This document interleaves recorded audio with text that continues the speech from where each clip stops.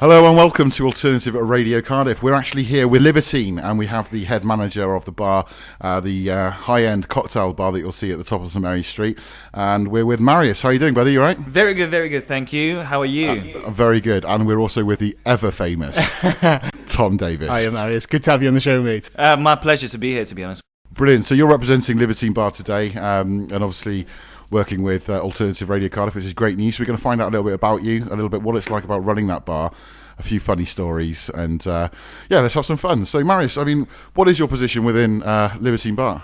When it comes to positions/titles, I don't really like to talk about those simply because I am there to do whatever needs to be done, whether it's plumbing work, whether it's electric work, whether it's working the floor, washing glasses. I'm there to do whatever needs to be done. That's kind of what my maybe not necessarily what my pay grade reflects. However, I am there just to make sure that the business is running as smooth as possible and people, whoever walking through that door, have as good time as possible. So, I'm there to try to accommodate everyone and make sure that things are running smooth. Brilliant. So are you like part of the vibe that the Libertine gives out then? If you do have much say in terms of sort of, the DJs, the scene and what's going on really?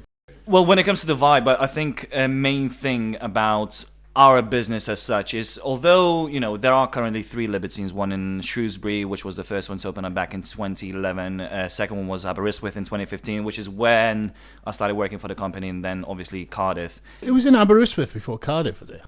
So Aberystwyth, I think it was mainly because there was quite a lot of market there. At that point when we opened up there was, there was not a single cocktail bar apart from a restaurant that was doing cocktails and absolutely fantastic pizzas.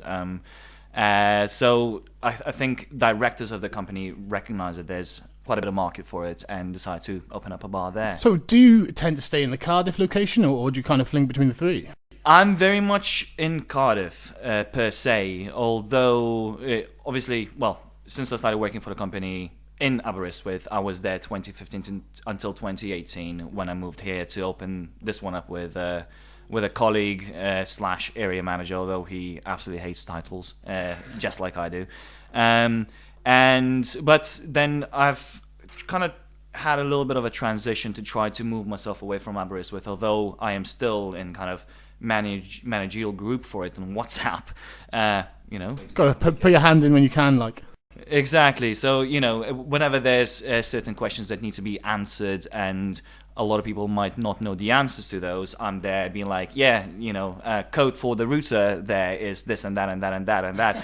And the Wi-Fi is being provided by this and that company. So do they still message you for the Wi-Fi, do they? They don't message me directly, but I do like to... It's a lot of responsibility on your shoulders, Marius. It's the responsibility that I like to carry, and I am actually still very happy to be involved in that. Great. So when did you join Libertine in Cardiff then? Obviously, with Cardiff, we opened up on 14th of June 2018, and I was there probably a month before that, just to, kind of overlook last bit. So very much from the start then. Exactly. I've done a fair bit of looking at other venues in Cardiff and what they do and how they do things. I had a great amount of nights out before we opened up, just to do a little bit of networking and getting familiar with what sort of places you can expect. What things, if you know what I mean. What bars in Cardiff do you have quite a good relationship with then? I would like to think that we have pretty good relationships with every single bar in Cardiff, as a venue to venue level. At the same time, as myself, I do like a lot of different venues. Guys from Lab, guys from Pennyroyal, guys from TDC, guys from La Pantera. I like going to those venues. I like having a Happy Meal. For those of you who don't know what a Happy Meal is, that's a shot, a daiquiri or margarita and a beer. I didn't know that. You've just educated me there. Well, here you go. I'm here to... I'll be in for a Happy Meal as soon ASAP. Mate, Happy Meals is the... So, how have you seen the bar sort of transition then from the opening period to where we are now then? It's always been on the up. I mean, we... We do not have quite a budget as some of the other venues. Well, you're doing very, very well with the budget you've got, because I would definitely describe it as a high-end cocktail bar, or very, very sort of almost like a classy joint, isn't it? I was going to ask you actually. Like, I've always noticed when I come into the Libertine, the decor is just fantastic. Who's the mastermind behind that? So the decor, majority of decor at all or majority of our venues was done by this gent called Adam McLean, and he's got a great mind. I know, it's fantastic in there. He's got great eye for details. We've been looking at a lot of different things, and he's been, doing a lot of work when it comes to interior design and stuff. At the same time, especially with the Cardiff venue, as things go forward, as things, over the last 2.5 years or so, things have changed a little bit. Maybe not quite as much as they could have or even should have. But I'm glad that you guys see it very much as a high-end venue, because, we do try to look good, although maybe, with yourselves coming in as customers to drink, it might be a little bit different to what I see when I'm there pretty much every single day. Well, that's what we want to sort of tap into, really, is sort of what you see from the other side of the bar, because, I would definitely describe it as sort of a high-end, classy cocktail. I would say, 25s to 40 pluses, really. But I've also noticed that you do have a great music vibe in there. You've also got the DJ Valentinus, which has been on our show before, Ginteris, good friend of ours. But I've also noticed you have had some live bands in there. We have had some live bands in there before. Most of the time, whenever we had them, although that's not happened that frequently, the reason it happened is because we had some form of events, whether it was, for example, during Cardiff Cocktail Week 2019, it kind of happened just on the off chance. I had a gent, put it this way, in Cardiff, when I lived in Aberystwyth and worked there, in 2.5, 3 years, almost 3 years, we had 2 brand representatives come into the venue. It was, I will not mention. I will not hand out any brand details, but we had 2 brand reps. Confidential information there. Yeah, and it was very fair play to them, because Aberystwyth is literally in the middle of nowhere. It takes 2 hours on a train or car to get anywhere bigger. Glad to be in Cardiff now, then? Oh, very much so. It's a really good laugh. But yeah, once we move to Cardiff, you get brand reps coming in pretty much every single week. Occasionally, normally a Thursday, you get most. And what do you mean by a brand rep? So it's someone trying to promote their brand or brand that they represent, and trying to get you to stock their product. Right, I see. So like beer sales. So like you've got people sales. kind of coming around all the time and trying to push you like different drinks and things like that. Very much so, yeah. Trying to push their spirit. So I can imagine they're pretty good salesmen coming in, and is it kind of quite hard to kind of choose between which brands to go with? To an extent, yes. To an extent, no. I think that in our bar, we like to stock any good product that we possibly can, obviously with a little bit of calculation of what sort of brand knowledge there is behind from customer side. At the same time, we want to make sure that, the product is as good as possible, and it's something that people would actually want to have. So what do you think the leading reason to go to Libertine would be? Do you think it would be for the drinks and the cocktails, or do you think it'd be for the atmosphere, or do you think it's the layout? Or I think the reason why people come to us is mainly the reason why we are there, and the reason we are there is to provide people with an experience. Now, experience, my approach towards an experience has always been in a way that, you can serve a person an absolutely, let's call it a 10 out of 10, a Sweet Manhattan or a Martini, and they will be okay with that. However, now, if the service is not quite as good as it could be, that 10 out of 10 Martini will instantly drop it to 6, 7. Small details, isn't it? Exactly. And what sort of details are you referring to in terms of the service? Being friendly but not too intrusive. Having your cushions on your stool pointing in the right directions. I can remember there was like a saying. I can remember that I learned when I was learning my trade, and it was that you can kind of get away with like a lion bite. So, like, for example, if there was something wrong with the cocktail, you could kind of change it straight away. But it's a nap bite you can't get away with. So if there was loads of kind of little things that were kind of going wrong, as you said, with the service and things like that, that you can't rectify then. So that's the important thing, isn't it? Well, that's the thing. If there is something wrong with the drink, because, well, not even if there's anything wrong with the drink. Let's say a customer comes in and they order a drink and it's not quite to what they expect it to be. If a member of staff comes over and asks, "How is everything? How are your drinks? Is everything okay?" After, and that's my approach. I kind of pretty much dictate to all of my floor staff, whoever's working the floor, once they have a sip to, let's say, a fifth of their drink, come over to the table and ask, "How are your drinks? Is everything okay?" Now, if that's where the customer gets a chance to say, "I would like it a little bit sweeter, I would like a little bit more sour, I like a little bit stronger, I would like a little bit weaker," and that's the point at which we can... So you can really refine the drink that you get there. Oh, very, very much so. I mean, we are there to make sure that drinks are exactly what people want them to be. We will happily make suggestions, we will happily make, alterations, we will happily do anything they want, but that's where the communication comes in. And customers cannot really communicate with people or floor staff who are not very receptive. I bet you that drives you nuts sometimes, though, doesn't it? When you've done like your cocktail perfectly, and then someone's like, "Oh, I wanted a bit more sour," and it's like, "But it's not meant to be more sour." Well, perfect for me might not be perfect for you, and vice versa. And there's no. We could go through a lot of kind of within bartender stigma of where you say that, I just made you a perfect daiquiri, or... The idea is not to get offended if someone says... "Oh, I will, put it this way. There's bars that if you go to and you will ask them to make you a Sex on the Beach, they'll be like, "Oh, I'm not making you Sex on the Beach," whatever. That's the response that I normally get. If you order Sex on the Beach from me, I'll make sure it's the best Sex on the Beach there possibly could be. I'll make sure there's no pebbles, no sand, no nothing. I'll try my best. Josh, I had you down as more of a slippery nipple girl, but obviously I'm wrong. Tom, you always make me blush. So, guys, I've noticed as well, being in Libertine, you get very, very friendly staff. I mean, I know a couple of people. I knew Reese that was in there. I knew China that was there as well, but also a few others there. They're great, great people as well, very, very friendly. Is that in the back of your mind, the type of personalities that you do hire when you're in the hiring process with people? Well, hiring process is something that is somewhat complicated, but somewhat very simple. There were people, and there still are people who are working for the company at the moment, who I've hired with no bar experience, or with barely any bar experience or floor experience, as a matter of fact.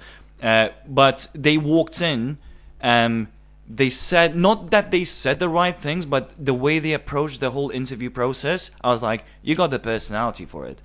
One of the things that, probably two interviews that come back to my mind when talking about the recruitment process as such is, first one was Milos when I was working at Abaris with. Myself and my colleague were kind of dancing behind the bar, and because it was quiet, we were doing prep, we were juicing limes and lemons and so on and so forth, making sugar syrup, and we were dancing to Nas and bloody hell, whatever her name is, Cherry Wine. And Milos comes in and he's dancing to us, and we're like, oh, hello there, how are you doing? And he's like, very good, I'm looking for work. And we're like, okay, leave us your CV. And then as soon as he left, we were like, he's hired just because he danced with us, He shows that he's got that personality behind him. I always appreciate that when I walk into a bar and I can kind of see, the bar staff are just going crazy with work, and they just make it look so effortless. As you said, they're serving drinks while dancing, and it's just special then, isn't it? Oh, very, very, very much so. That's what builds the bar atmosphere. Anyone can make a drink. Anyone can pretend. Well, majority of people can pretend that they are having a good time behind the bar and doing what they're doing. But not everyone can come in and just feel this kind of effortlessly friendly and just out there, having big personality, and that's what we are all about. I've definitely noticed that throughout Libertine as well. And Well, no, I went there with my birthday with a few guys as well. I think it was actually you that was serving us, and there was a great energy about us. And you definitely looked after us, even though we are a rowdy bunch. You were very, very, very rowdy. It was my birthday, though, Marius. Come on then, I want to hear about this. How rowdy were they, and what was their behaviour like? Not for the air. Is it that bad, John? Let's put it this way: all of you were dressed in lederhosen. Yes, we were. And a few girls that were in before you. One of them, I believe, was one of the group's girlfriend. Katie. Did she warn you? I'll name them straight up. But put it this way: you guys were rowdy, but you were fun, and that's what we're all about. I do not mind rowdiness. No one minds rowdiness as long as that rowdiness can be sort of contained, especially in current times. If you stick to your table and. Not that you can do whatever you want. Well, that's now. I wanted to go on to sort of the COVID restrictions now as well. But before we get on to that, I do want to talk about live music because we get a lot of musicians, and we have, we are a music station, but we're also sort of partnered with the bars as well.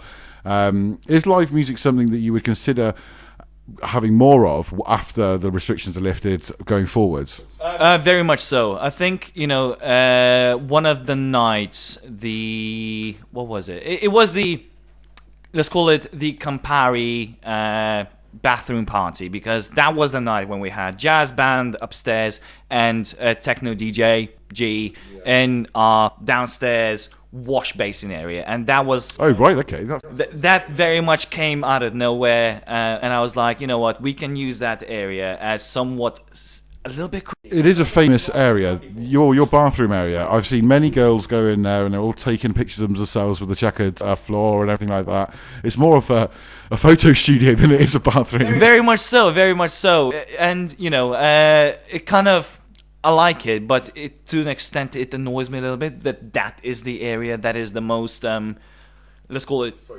photo friendly. Yeah, but then again, there's plenty of light.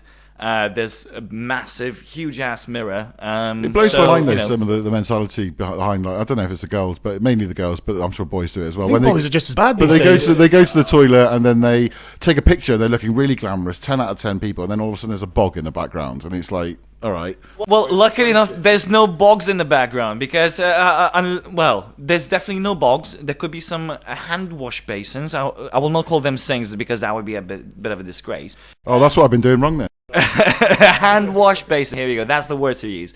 And there's that a little, let's call it controversial mural work. I'm not sure if you've seen that. Yes, I have. Yes. Yes. I've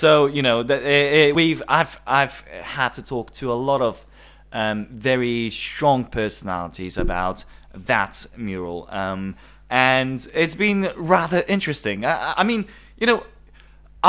not had to talk as much about the drink quality, about quality of service, quality of anything, apart from that mural. That mural was literally the talk of the venue for a while after we opened up. And we won't describe it. We're going to urge people to go and see it for themselves. Put it this way, it's all subject to imagination. The only thing that mural depicts is your own level of rot. Or imagination. No, it's not the message it projects; it's the mind it goes into, type thing. Exactly. You see what you want to see. There's nothing very graphic at all. You just see what you want to see. Fair enough. And how have you found the lockdown period then? I mean, there was a brief period where you had great restrictions in place. It was a very, very safe environment. And now, obviously, it's been completely locked down as well. I mean, I imagine that you guys are closed, which is why you're sort of in front of me now, not working at the bar. But, I mean, what's your opinion on the situation and how it's been handled? Well, okay, so let's talk about the first lockdown bit, or just when we first got locked down, so back on March 20th, I believe. Oh, yeah. Then our A-board that was sat outside said, we'll stay open until Boris tells us to close. And that was very much the case. And we had an absolutely fantastic night last night, which was the Friday, the 20th, I believe.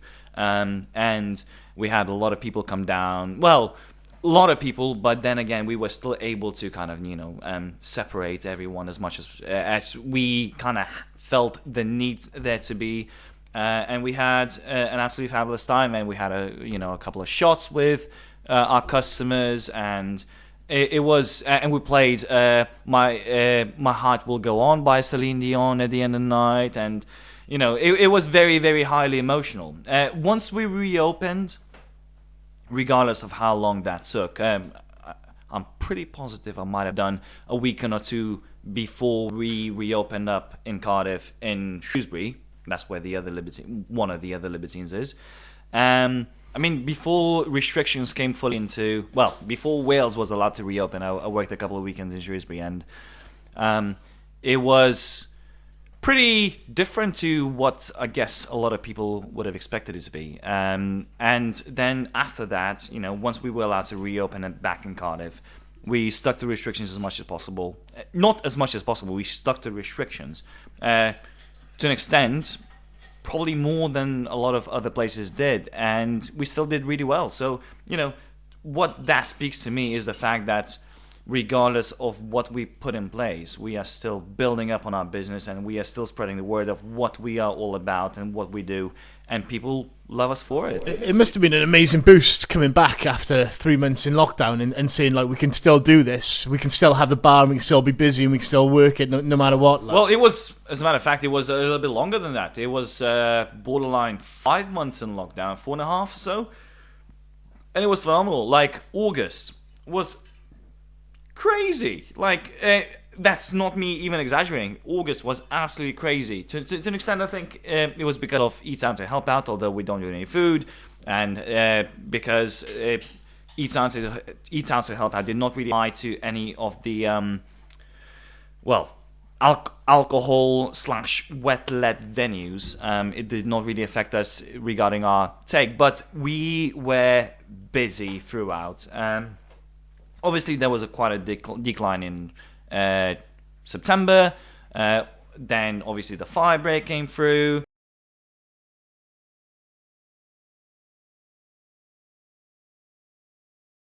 That came through. But then, after that finished, the next, pretty much 3 full weeks, it was just a really good time. And every single Saturday, technically speaking, if we look at my diary / Libertine's diary, majority of our December is fully booked, and it just feels so wrong to be in a place where we are fully booked, but we can't really, accommodate everyone who's booked with us, and that's where the frustration is coming through, because although we got those reservations. And whatever the time they say curfew finished, it used to finish at 10. It used to finish at, whenever we wanted to finish, whenever we realized. What time did Libertine used to finish? So during the week is midnight, and during weekends, so Fridays and Saturdays, it would be 1:30. Oh, right, that's because I remember that's when Ginteris comes around my house afterwards. Yeah, I guess that's fair. Unless he pops into one of the other bars and has a couple more bevs and then has a greasy kebab at the end of it. Oh, of course. So what is the... have you got a plan going forward then for when everything does kick off and you're back in the mix? Because I reckon that we'll probably be back to normality in terms of the bars, and this is a wild guess, mid-Jan. And that is an early... Yeah, well, mid-Jan, back to normality, I think sounds a bit unrealistic. It's hard to say, isn't it? It is hard to say, but I think, obviously, there's nothing being publicly said. Drink out to help out. Drink out to help out. That's what we need to push. My kind of Tom, thing. have you ever thought about going for government? I reckon... Me, well, I have... I put my hat in the ring. I'll give Boris a ring. I see what he says. Drink out to help out. You've got better ideas than a lot of them that are there at the moment. So Clearly. I'm wasted, though, really, ain't I? Do you know what I mean? Whatever you're thinking would clearly help us. And you've got a bit of a following, and maybe turning into a sex symbol soon. Well, maybe, Donald Trump was president of the United States. Why couldn't I be Prime Minister of the UK? It makes perfect sense. I think so, too. Tom Davis, MP.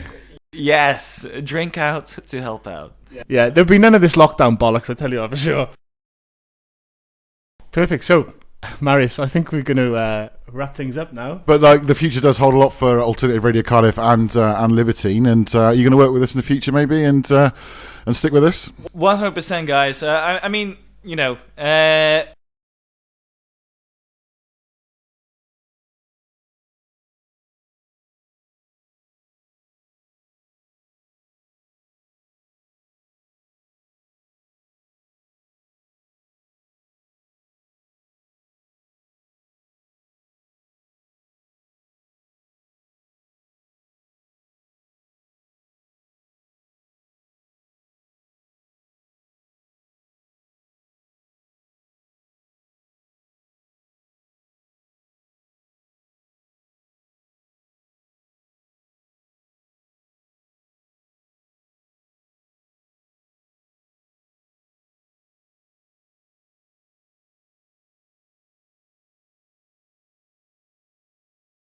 Would you be open to the idea of us feeding you live acts to maybe play or consider playing on events? 100%. As long as live acts are allowed, and as long as I'm always up for events. I'm always up for anything that could potentially financially benefit the business, as well as obviously create certain type of different atmosphere / experience at the venue, and that's where I feel like we have an advantage at.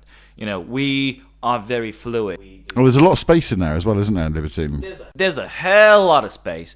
It might not seem like it's a massive venue, but then, when you think about the fact that, we had a bloody techno party in Wash Basin area. I'm sure we can do a whole lot of more. We can have jazz bands, we can have blues bands, as long as it goes with our theme of what we do, of people having a good time, and of people having just, a somewhat very positive experience. We're happy to try everything and anything. Literally all I want to do now is go to a Wash Basin rave. Yeah, I'm quite gutted that I missed it, because have you been to the Libertine Wash Basin bit? I didn't go. I have never been to the Wash Basin rave. It sounds absolutely fantastic, mate. It's all about murals, selfies, and fantastic times. Well, we'll wrap up on that. So, guys, go and see the Libertine when it's back open, because of their bathroom and their mural, and because of Marius, and because of our staff in general. I'm not gonna lie, we are all fantastic. You know what? It's all about positive mental attitude. Yes, that's it. Hey, thank you so much for coming on, mate. Thank you.